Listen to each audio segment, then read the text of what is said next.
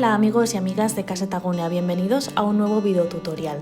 Seguro que has recibido alguna vez llamadas de números desconocidos ofreciéndote promociones, préstamos o incluso intentos de estafa, y sabemos lo frustrante que puede llegar a ser.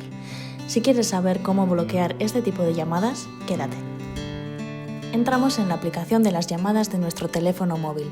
Podéis ver que tengo algunos números que no están en mi lista de contactos y que el móvil me avisa que pueden ser spam. Para que el móvil nos avise de estos posibles números, podemos activar la opción desde los ajustes. Para ello, seleccionamos los 3 puntos en la esquina superior derecha y abrimos el menú. Elegimos Ajustes y buscamos la opción de Identificador de llamada spam. Puede que en tu móvil tenga otro nombre, pero será parecido. Y aquí podemos activar la opción. Así el móvil te avisará cuando recibas una llamada de estas.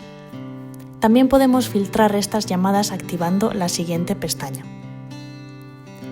Puede que a veces el móvil no nos detecte que es un número de spam y queramos bloquear ese número. Para ello, entramos en las llamadas y hacemos clic encima del círculo. Una vez dentro del contacto, buscamos la opción de bloquear y aceptamos. Esto podemos hacer con cualquier número.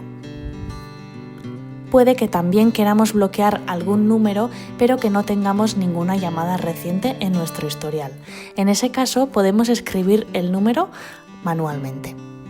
Seleccionamos los 3 puntos en la esquina superior derecha y abrimos el menú.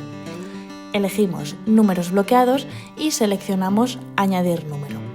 Escribimos el número y seleccionamos Bloquear.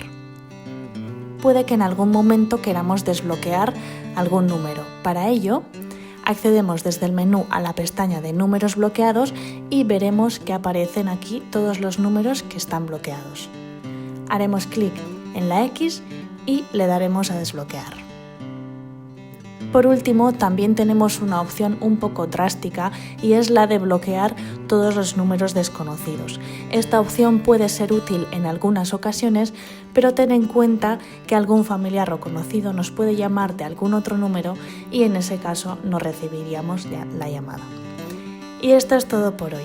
Espero que el vídeo te haya servido de ayuda y si te ha gustado no olvides darle a me gusta y suscribirte a nuestro canal. Hasta la próxima.